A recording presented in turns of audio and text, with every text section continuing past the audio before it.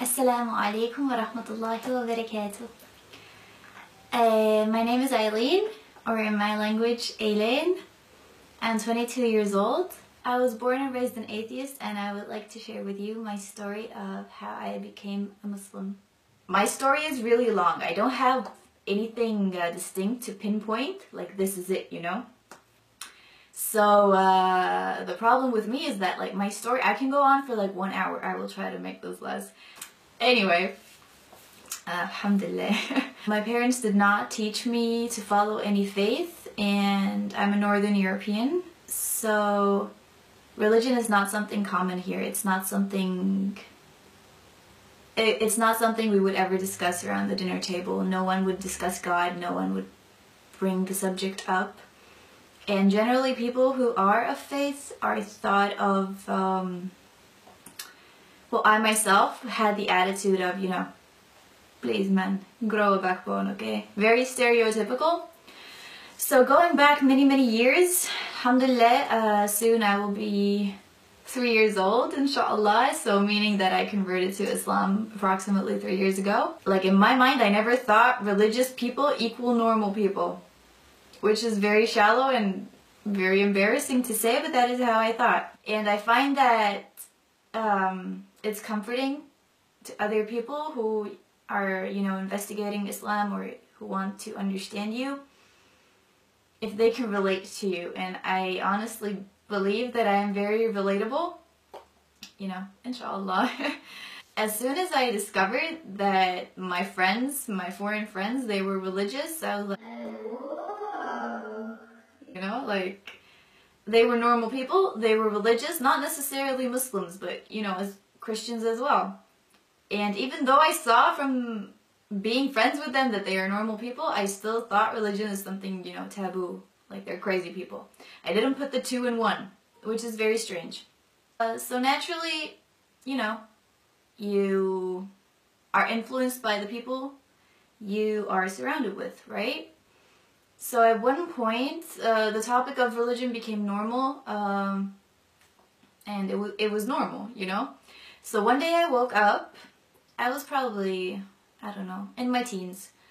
One day I woke up and I remember distinctly that I believed in God. It wasn't like, who I believe. But it was a gradual thing, of course. But one day I remember I woke up, I had no duties, sorry.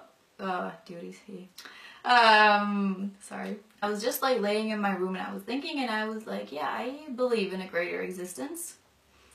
But at that point, that was it for me. I believed in a God, and the faith had entered my heart, so to say, like, you know, we are taught that it is engraved in our hearts anyway, but that's when I acknowledged it. That's when I acknowledged it. But that was it for me.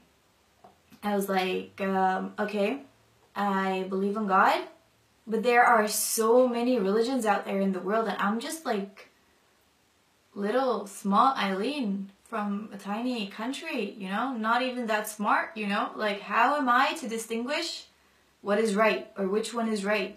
And God forbid, what if I choose the wrong religion, so to say, like, then what?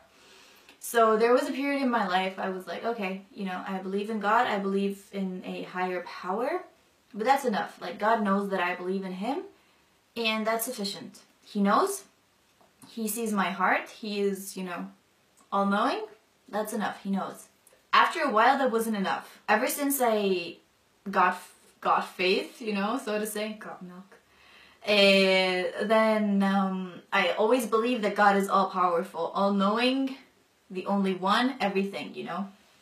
So simultaneously, after a while, it wasn't enough, my little theory that I had prepared for myself in my head. So I started questioning, why did He put me here? Like, there must be a reason. My God wouldn't be that cruel to just put me here to vegetate and with no purpose, you know? He must want something from me because, you know, He's God. So He must want something from me, and I want to know what it is because I want to establish a relationship, a bond with my Lord, you know? He is my maker. So that's when I started investigating religions. I will fast forward this part because I strongly believe I do not need to undermine others or make anyone else or anyone else's beliefs small in order to promote Islam or in order to make Islam sound right, you know? Islam does it on its own. And I really don't mean to offend anybody. I'm not saying everyone in the world should be a Muslim. This is just my story. And something very embarrassing for me to admit, but again, I feel it helps to confess certain things because people might relate to it. So for me, I just thought Christianity personally would be the easy way out. In my culture, so to say, it would be, you know, people would frown upon it a bit, but people would accept it. Like, my life would relatively still be the same, but I would find faith at the same time. I would find my path, I would find my way. And that just seemed like such a good deal for me. If anybody cares, the main point why I did not find my truth in Christianity was that I always had, well, this is very typical for anyone who has left Christianity and come to Islam, or anyone who, you know, it's a very typical point. I never understood the concept of Jesus in Christianity. In my culture, so to say, it would be, you know, people would frown upon it a bit, but people would accept it. I would have many things to say on the topic, but that is not on focus here. I'm not here to undermine anyone else or anyone else's beliefs. Everyone has their own freedom. A lot of people tell me that. It's so weird that someone that young from our culture room would, you know, be searching for a way to begin with. But I never drank, I never smoke, which are the things that are really easy for me. Being a Muslim, like, I know a lot of Westerners, this is something they have to give up, or clubbing or stuff like that. I never did it. I wasn't an outcast or anything, but I didn't also necessarily fit in because I didn't do these things, and this is the norm, unfortunately. Not just in the West, you know. In my country, there is, well, we are like 1 million people, and the amount of Muslims is like a million times less than that. So the community and the amount of Muslims is really small. And at the time, we didn't even have a mosque. We still don't, but there, you know, there's a cultural center, which, you know, alhamdulillah. So anyway, there was this little apartment that served the purpose of a mosque. People would gather there, study there, and pray there. But no, so like that is the place I went to. I remember my mom was really freaked out, you know, like I asked her to drive me there, and people were going in with hijabs and everything, and she's like, whoa. And even me, I was intimidated at the time. I was like, whoa, wasabi.